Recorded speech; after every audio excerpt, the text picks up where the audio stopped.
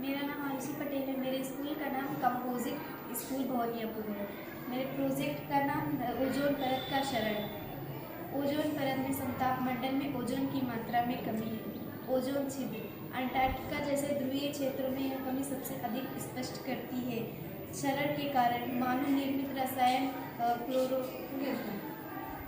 Chlorofluorocarbon CFCs, halon और carbon tetrachloride जैसे रसायन यह मुख्य रूप ओजोन परत के लिए मुख्य रूप से जिम्मेदार हैं।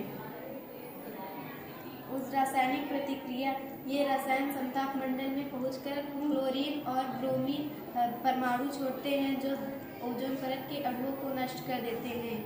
ओजोन क्षरण के प्रभाव मानव स्वास्थ्य, त्वचा कैंसर, मोतियाबिंद और कमजोर प्रतिरक्षा प्रणाली का खतरा बढ़ जाता है। पारिस्थितिकी तंत्र यह पौधों और समुद्री जीवन को नुकसान पहुंचा सकते हैं।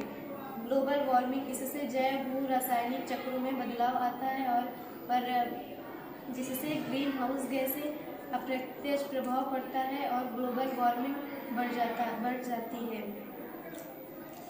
संरक्षण के उपाय मॉन्ट्रियल प्रोटोकॉल ओजोन क्षयकारी पदार्थों के उत्पादन और उपभोग को चरणबद्ध तरीके से कम करने के लिए 1987 में एक अंतर्राष्ट्रीय समझौता किया गया था।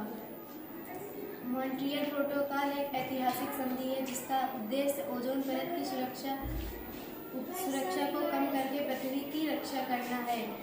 जिसका ओजोन परत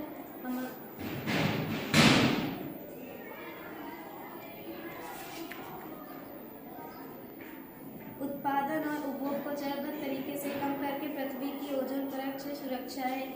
यह प्रोटोकॉल ओजोन परत के संरक्षण के लिए 1985 का एक कन्वेंशन हिस्सा है। 16 सितंबर 1987 को इस पर मॉन्ट्रियल में इस पर सहमति बनी थी जो 1 जनवरी 1989 को यह लागू हुआ, जिसको संयुक्त महासभा ने 16 सितंबर को विश्व ओजोन दिवस मनाने की घोषणा की।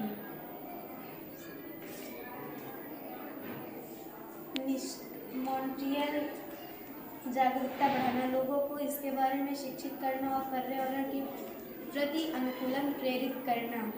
विकल्पों का उपयोग CFCs के स्थान पर HFCs के जैसे सुरक्षित विकल्पों का इस्तेमाल करना। निष्कर्ष, ओजोन परत हमारे ग्रह और हमारे भविष्य के लिए अत्यंत महत्वपूर्ण है। मॉन्ट्रियल प्रोटोकॉल के कारण ओजोन परत धीरे धीरे ठीक हो रही है, परंतु हमें अभी भी इसके प्रति अपनी जिम्मेदारियों को समझना होगा। हर व्यक्ति को अपनी जीवन शैली में बदलाव करके इसके बारे में प्रेरित करना होगा और इस समस्या को योगदान देने में